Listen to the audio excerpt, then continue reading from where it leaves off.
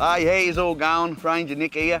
We're going to be cooking a chicken curry here, and we're going to be doing it a little differently. So I'm going to show you how to cook things in bamboo tubes. It's a great little trick, it's a lot of fun, and here it's as simple as this.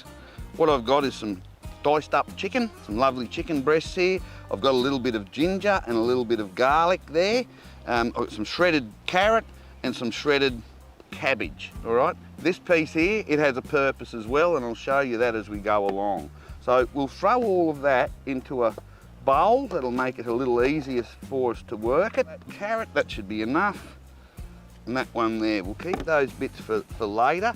Now I'm gonna add a little bit of honey. So there's a good drizzle of honey. One of my favourite things, a good old keen curry. We want around about a tablespoon of keen curry.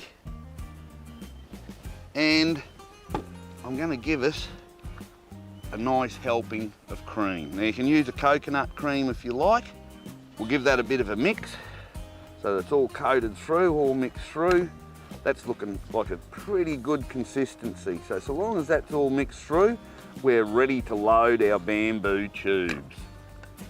Righto, and it's quite simple. This is the easiest thing you can do. This is how you prepare your bamboo. So you've gone in, you've found your bamboo, you've cut yourself a length with the axe or whatever, and as you can see, it's all in little partitions.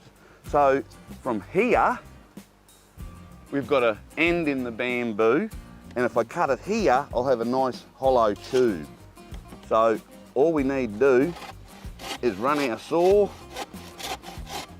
There we go, how easy was that? And that's left us with a nice hollow tube for cooking. We'll bump the junk out. You can give it a rinse out with water if you like, but that's what we're going to cook in today. And all we need to do is load this in it.